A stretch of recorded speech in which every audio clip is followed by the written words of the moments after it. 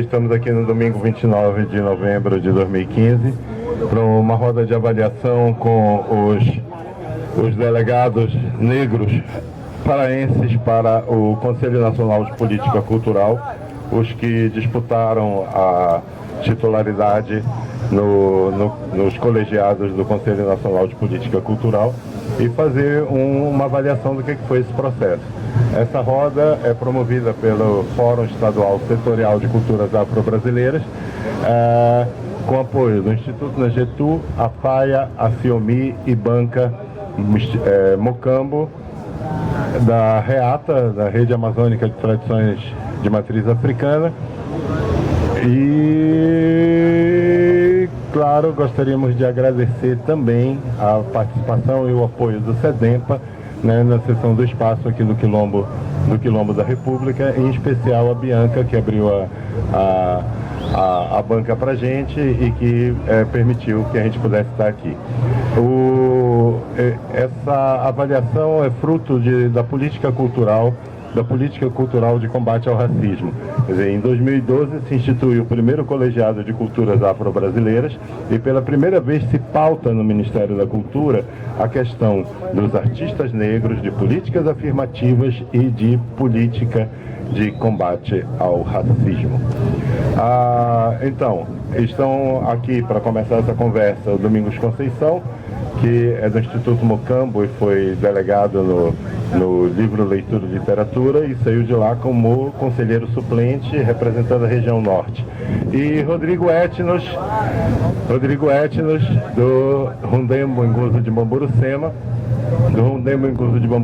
que é conselheiro no colegiado de circo, né?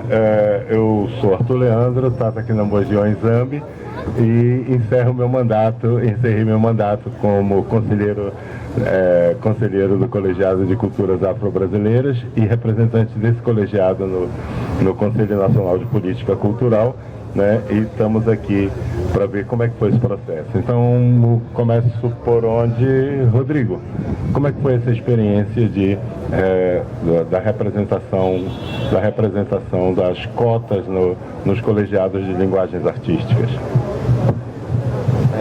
Bom, primeiramente, bom dia a todos. Eu sou Rodrigo Etnos, Tata Cafungueji, né, conhecido no meio dos afro-religiosos. E, bom, a experiência foi a melhor possível, né? Conhecer esse novo mundo aí de discussões, aí, de reivindicações. O colegiado de circo, acho que não foi muito diferente, né, dos outros colegiados de arte, assim.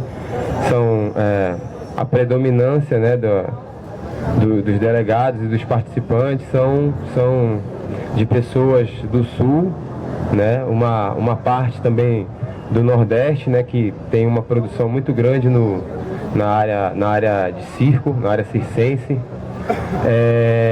E, enfim, uma galera que se articula pra caramba, que tá aí batalhando pelo direito, né, dos circos itinerantes, dos artistas circenses de rua, e outros segmentos, né, arte-educadores que trabalham com circo nas suas localidades, e todo mundo colocando suas ideias, suas reivindicações, né, e uma galera que está à frente lá, né, do colegiado, né, e o conselheiro ou conselheira, né, pessoas que sabem como funciona, né, esse processo. Então, estão lá sempre cobrando, né, as suas pautas, mas eu acredito que, como todos os colegiados, a gente não vê, né, uma discussão mais ampla, né, com relação à identidade negra dentro desses colegiados, né. No circo não foi diferente, né, a gente não tem, né, esse segmento, né, de um circo pautado nas práticas afro-brasileiras, afrodescendentes, né,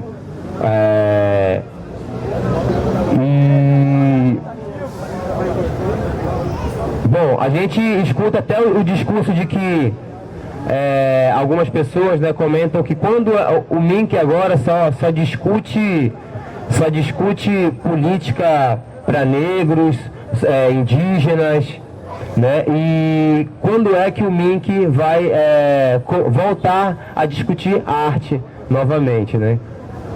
Ou seja, um discurso que você já percebe claramente, né, a separação que eles fazem em cultura afro-brasileira, cultura negra, que também, só na concepção deles que não está reunindo artes visuais, teatro, cinema, né, como se os negros no Brasil não produzissem esses segmentos artísticos. Então, acho que a discussão, né, é por aí, que a gente possa tá discutindo o racismo, o machismo, dentro de todos esses segmentos artísticos e culturais, né? Então, a experiência foi muito bacana. A galera, pelo menos na setorial de circo agora, a região norte conseguiu eleger 3 delegados, né? 2 do Pará e uma de Macapá, e alguns suplentes da região norte também, né?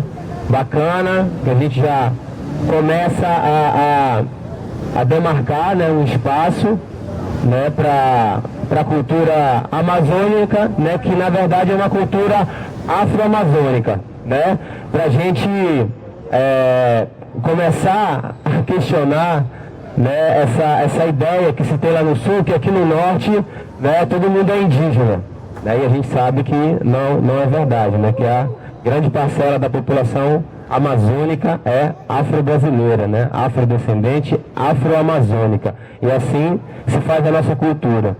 E é isso que a gente vai estar colocando como pauta dentro do colegiado de circo, né, já que a gente recebeu essa representação aí pelos artistas aqui do estado do Pará. Por enquanto, é isso. Obrigado, Rodrigo. Algumas informações importantes.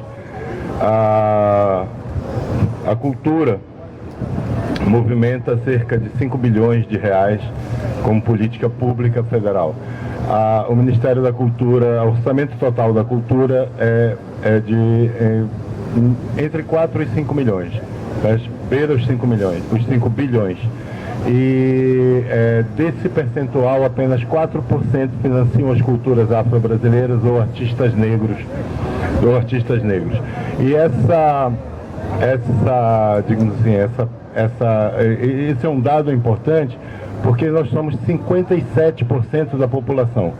Sendo 57% da população composta por pessoas afrodescendentes, descendentes do continente africano, por que a matriz africana ela não está na política cultural do Ministério da Cultura? Domingos, agora tua experiência, e eu gostaria de ouvir de vocês também relatos de situações no colegiado, para que a gente pudesse registrar o estranhamento dos próprios agentes das culturas, né, dos próprios artistas e agentes culturais, com a presença de negros no Conselho Nacional de Política Cultural. Manda ver, Domingos. Olha, bom dia. Primeiro dizer que é honroso estar aqui na Praça da República, um dos movimentos de referência no estado do Pará e no Brasil. As praças são sempre um modelo de referência nessa perspectiva da cultura, da arte.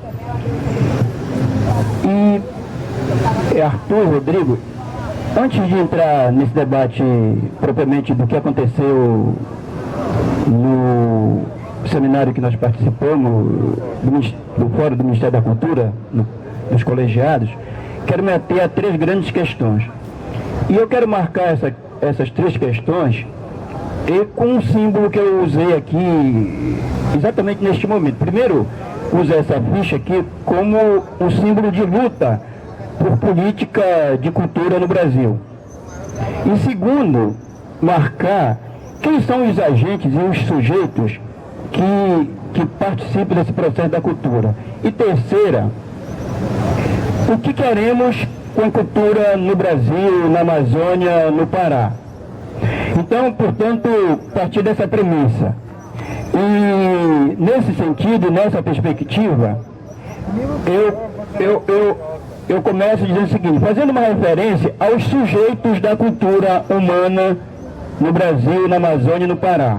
Por exemplo, nós estamos na Praça da República, há um conjunto de pessoas transitando aqui, curiosas, olham para um lado, olham para o outro, e tem uns caras maravilhosos, humanos, que são trabalhadores, que estão produzindo cultura, arte e ciência. E que muitos ignoram essas pessoas, são esses trabalhadores do artesanato. O artesanato, ele funda o trabalho na humanidade. E muita gente não se importa com isso. Esses caras que estão aqui, eu digo cara porque é uma expressão entre nós. Esses trabalhadores, eles são os caras da humanidade, da origem do trabalho na humanidade. Esse trabalho desenvolve a cultura do artesanato. Então, fazer uma reverência a todos os trabalhadores que estão aqui na praça, no dia de domingo, produzindo trabalho e gerando, inclusive, economia. E essa economia que esses caras geram, ela gera economia no mundo capitalista. Esse é um ponto que eu quero destacar. Segunda coisa, valorizar, professor Arthur Leandro e professor Rodrigo, que nós não estamos aqui por acaso. Nós, além de sermos artistas, intelectuais da cultura, nós somos também trabalhadores, né? E trabalhamos numa área fina da humanidade que é descartada um segmento que eu vou me referir daqui a pouco, que é a ciência, é produzir conhecimento. Eu, por exemplo, como ser humano, nessa pedrinha aqui, participei deste fórum representando uma coisa importante, Rodrigo, professor Rodrigo, que é o livro. Dentro do livro, leitura e literatura, eu estava lá nesse fórum que houve no Rio de Janeiro e fui eleito na minha cidade, aqui em Belém, para representar essa perspectiva da arte, da cultura, na literatura, naqueles que produzem. Porque todos nós produzimos leitura e literatura. Este aqui é um ato de leitura, de interpretação. Agora há pouco eu vi 3 alunos aqui, estudantes de escolas, fuçando, buscando conhecimento, pesquisando. Isto é importante. Tem gente que passa aqui e ignora essas pessoas, inclusive nós. Mas enfim, seguindo adiante. Então, eu sou um indivíduo, um sujeito da Amazônia, do Brasil, brasileiro, negro, que produzo ciência. Eu vou me ater, professor Arthur Leandro, nesse processo. Então, escrevo e estive nesse fórum, nessa perspectiva. Por quê? Porque, no geral, e isto é uma posição que você disse ainda há pouco, de matriz do pensamento humano, qual é a matriz que domina a humanidade? É a matriz eurocêntrica. Por quê? Porque a supremacia de ter supostamente a ciência nascida, entre aspas, na Europa, essa matriz domina o mundo do conhecimento. E aí se ignora as demais matrizes. No Brasil, nós temos pelo menos 3 grandes matrizes, que é a matriz indígena, que a Amazônia tem uma presença marcante desse sujeito, tanto na área do campo quanto na área da cidade, mas nós ignoramos. Terceiro, a matriz que eu quero meter nela é a matriz africana, que veio para cá, o seu sujeito foram resgatado, capturado no continente africano e trazido para ser escravizado no nosso território. E esses indivíduos, eles são ignorados, professor Arthur Leandro e professor Rodrigo e os demais que estão nos assistindo.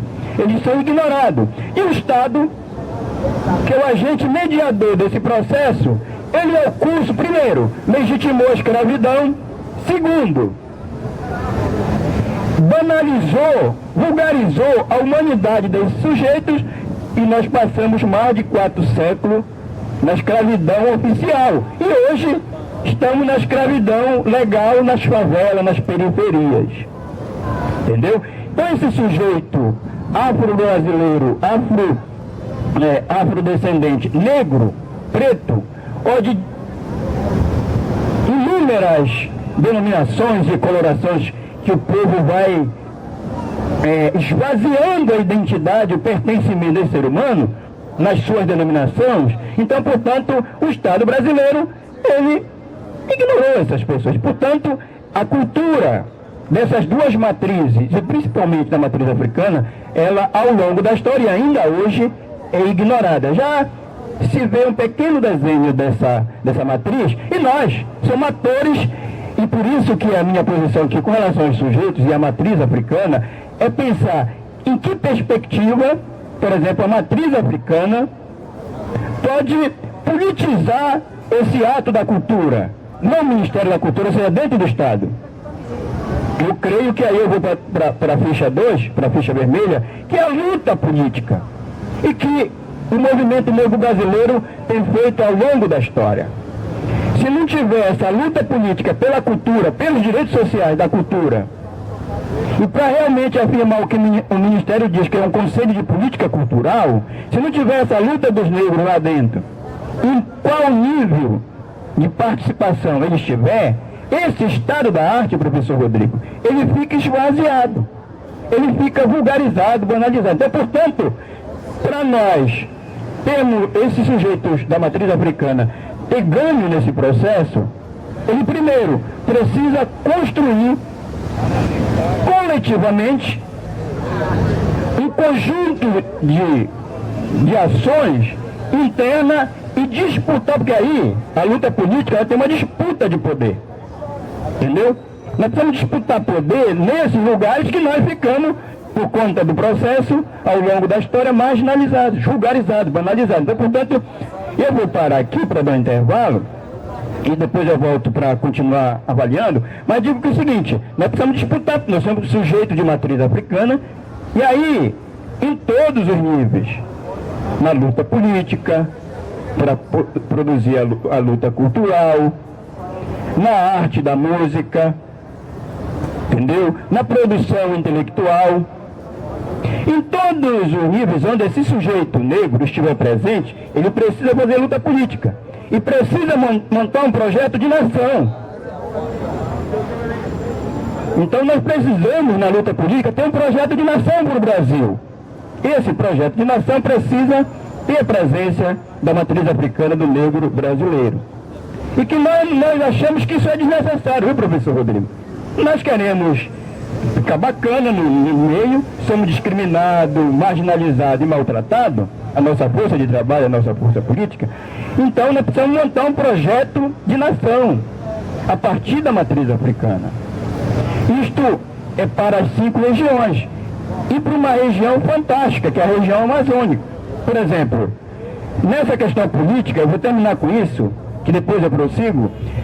Quando eu cheguei no Rio de Janeiro, na discussão do grupo, do colegiado de livro, literatura e leitura, eu percebi o mesmo desenho que eu percebo em Belém e que se desenha na estrutura do Estado, na estrutura da indústria, na estrutura do consumo, do mercado.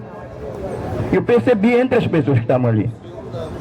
E a forma de fazer política interna, ela é uma forma completamente da visão cristã de fazer isso, da visão do conservadorismo, da visão burguesa, entendeu? E capitalista de lidar com o estado de arte, a humanidade desse ser humano. Então, eu vou ficar por aqui, que é apenas já entrando nesse debate do que aconteceu nesse colegiado. Nós éramos, inclusive, de todas as regiões brasileiras, 59 pessoas. Um grupo bom. E eu vou depois seguir para continuar fazendo debate. Eu vou dar mais algumas informações. Desse percentual de financiamento da cultura, menos de 1% vem para os 7 estados da região norte. Aliás, quase 40% do orçamento total da cultura brasileira ele vai para a zona sul da cidade de São Paulo. Isso é um dado importante porque o dinheiro circula aonde o dinheiro circula. E é lá que está, digamos assim, a sede das indústrias, a sede das indústrias e o financiamento maior da cultura brasileira pela Lei Rouanet,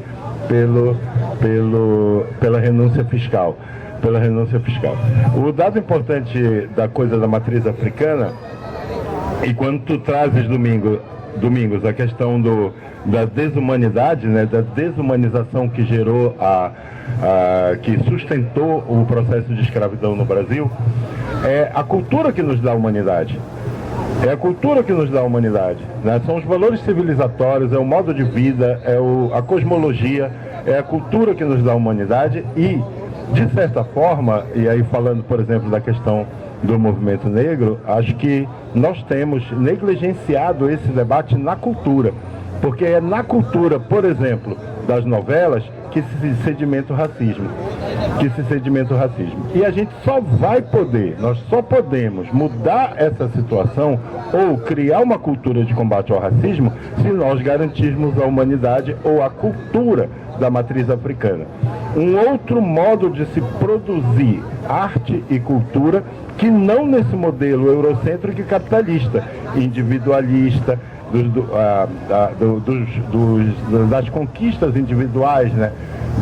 Das conquistas individuais. Diferente disso, né? E aí eu posso falar pela minha área, que é das artes visuais, que com a chegada da missão francesa se acaba com a coletividade da produção, por exemplo, do Barroco Mineiro e daquelas oficinas de arte que produziram aquelas obras na Rota do Ouro. Eles eram ateliês negros. Quem construiu toda a arquitetura colonial brasileira, seja em Belém ou em qualquer lugar, foram os negros, porque o branco não ia fazer o trabalho do operário. Né? Toda a estatuária, elas são de escolas negras. E o padrão da visualidade no Brasil Colônia é banto. Por exemplo, das figuras humanas pelo padrão de 6 cabeças e não de 8 cabeças, como é no padrão eurocêntrico. Né? As figuras são mais achatadas, né? Como a estatuária africana. E essas coisas, elas são negadas enquanto informação. E aí, enfim, o que eu quero dizer para vocês é que vocês vão ter muito trabalho dentro dessa estrutura racista que mantém, inclusive entre os delegados, entre os conselheiros da sociedade civil, essa ideia, né? Essa ideia sedimentada de que a cultura está aí, a cultura está dada. Né? A cultura está dada. E que essa cultura, ou a ideia de arte, a ideia de cultura, ele é da matriz eurocêntrica, única e exclusivamente. Não se valoriza a matriz indígena, não se valoriza a matriz africana presente no Brasil. Alguns outros detalhes, eles me são bem importantes nisso daí. A questão é, todas as instituições culturais brasileiras, elas são criadas em períodos ditatoriais. O Ministério da Saúde e da Cultura, o Ministério da Educação, Saúde e Cultura na era Vargas, depois o Ministério da Educação e Cultura também por Vargas, o Instituto Nacional do Livro na era Vargas, a Embrafilme na ditadura militar, o IFAM, o Patrimônio Histórico na ditadura Vargas, enfim, né? E se esses processos ditatoriais ou governos autoritários, se eles não estão preocupados, se a hipótese é que um governo autoritário não está preocupado com o desenvolvimento e o fomento da cultura de uma forma geral, a possibilidade que se apresenta é a do controle. Rodrigo, com você.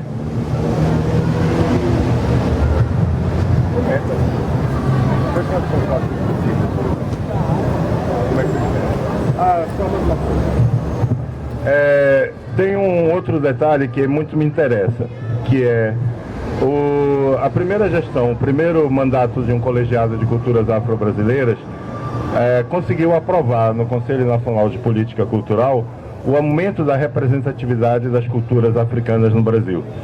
A questão é, o Conselho é composto por 37 membros. Desses 37, nós temos um conselheiro de culturas afro-brasileiras, um conselheiro de culturas indígenas, um conselheiro de culturas populares, que está mais próximo desse debate da diversidade que a gente promove, e todos os outros, eles são dessa, digamos assim, das linguagens artísticas, dos colegiados técnicos que têm essa visão da cultura eurocêntrica. Em outras palavras, aprovar alguma proposta dentro dessa configuração é praticamente impossível, porque eu dizia que eu, naquela posição de único conselheiro afro-brasileiro, de único conselheiro das culturas negras no Conselho Nacional de Política Cultural, dizia várias vezes que eu estava brincando ali de todos contra um, né? Que o racismo imperava, e quando a gente chegava com alguma proposta era sempre essa coisa: não, mas não se discute isso no meu colegiado, essas coisas não estão essas coisas, olha, nós temos que discutir cultura de uma forma geral. Por que vocês estão aqui com essa questão querendo discutir esse detalhe? Não é o detalhe, né? Então, um discurso violento e humanista ao mesmo tempo, né? Porque não conseguem perceber o grau de violência com que nos atacam. Não conseguem perceber o grau de violência com que nos atacam, e quando a gente reage com violência é porque você é o violento.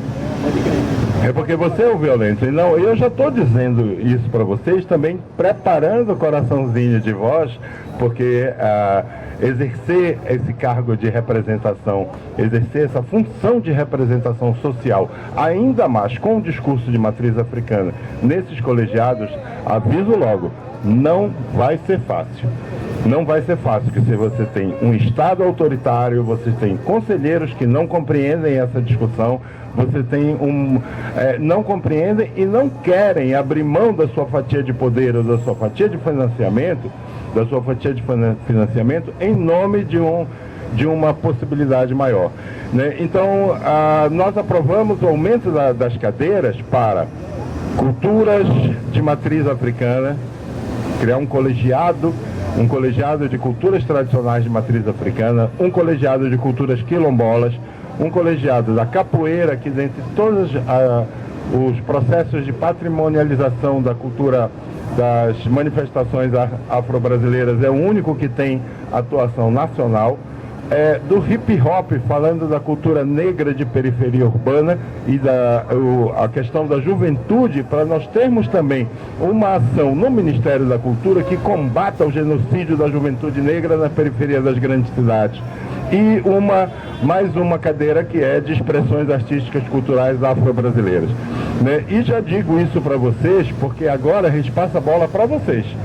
A gente passa a bola para vocês, para que essa discussão ela venha pelos colegiados, para que daqui a 2 anos, na próxima eleição, a gente possa eleger não só mais conselheiros negros pelo processo de cotas nas linguagens artísticas, mas eleger também um pensamento de matriz africana para estar no Conselho Nacional de Política Cultural, para que a gente comece esse processo de reverter a política da cultura única.